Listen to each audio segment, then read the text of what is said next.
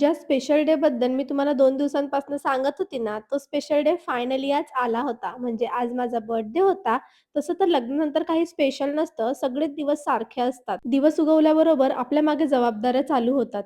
पण जर तुमचा नवरा माझ्या नवऱ्यासारखा असेल ना, तर डेफिनेटली तुमचा स्पेशल डे स्पेशल होऊ शकतो. म्हणजेच मी आज सकाळी जशी उठली ना, तसंच मला सौरभने वॉर्न केलं, की "आज तू अजिबात स्वयंपाक करणार नाही. मी सगळं बाहेरून घेऊन येतो." मी त्याला बोलली, की "नको मी करते." तर त्याचं असं म्हणणं होतं, की "नाही आज तुझा स्पेशल दिवस आहे, बर्थडे आहे, सो तू तुझा दिवस छान एन्जॉय कर. नको उगाच कामात घालवूस." म्हटलं ठीक आहे चालेल. सो मी त्याला चहा वगैरे दिली आणि नंतर ना मी जय जय बाप्पा करायला घेतलं. म्हटलं आज आपला एवढा चांगला दिवस आहे, स्पेशल डे असो की कुठलाही डे असो, मला देवाची आठवण तर येतेच. सो जय जय बाप्पा केल्यानंतर मी छान असं नारळ पाणी घेतलं आणि तेवढ्याच वेळात ना माझा नवरा मस्त असं बाहेरून सगळं जेवण घेऊन आला.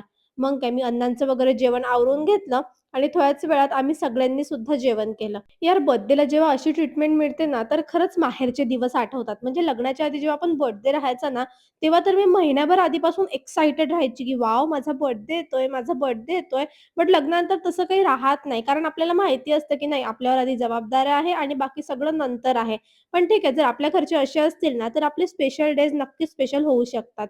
आणि आजचा दिवस तर खरंच एवढा स्पेशल होता, की सकाळपासून मेसेजेस, कॉल्स भरपूर चालू होते. सो सगळ्यांना थँक यू म्हणून ना, मी थकून गेली होती, बट मला खूप छान वाटत होतं. खरंच माझे स्पेशल डे मला फील होत होता.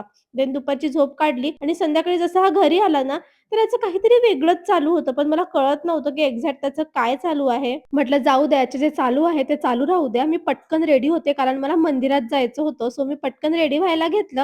म्हटलं रेडी होता-होता तुम्हाला या सुंदर अशा लिपस्टिकबद्दल सांगते. हे ना स्विस ब्युटीचं लिपस्टिक आहे. एवढं सुंदर आणि पिगमेंटेड लिपस्टिक आहे ना आणि मेन म्हणजे याचा जो शेड आहे ना, तो खूप जास्त मला आवडतो म्हणून मी पर्चेस केलं होतं आणि खूप लाँग स्टे आहे. सो तुम्ही सुद्धा हे लिपस्टिक डेफिनेटली घेऊ शकता. हवं असेल तर मला लिंकसाठी कमेंट कराल. मी याची लिंक तुमच्यासोबत नक्की शेअर करून देईल. सो रेडी तर झाली होती, पण नंतर असा प्रॉब्लेम आला, की मला माझी मांग भरताच येत नव्हती. कारण जे नेल्स लावून ठेवले होतं, त्यामुळे कुंकू काही घेता येत नव्हतं. म्हणून आज हे काम ना सौरभला करावं लागलं आणि हे जेव्हा तो करत होता ना, लिटरली मला माझा लग्नाचा दिवस आठवला. कारण लग्नानंतर हे फर्स्ट टाईमच होतं, की त्यांनी माझी मांग भरली. लग्नात भरली तेवढंच होतं. पण ठीक आहे, आज तो सुद्धा दिवस मी एन्जॉय करून घेतला आणि देन असं छान रेडी होऊन आम्ही गेलो छान असं भवानी आई, दुर्गादेवी, गणपती बाप्पा आणि माझ्या स्वामींच्या दर्शनाला आणि बस दर्शन घेऊन आली आणि सौरभने माझ्या हातात हा ड्रेस दिला आणि मला एवढाच बोलला, की "आता पटकन छान रेडी हो, तुझ्यासाठी काहीतरी सरप्राईज आहे."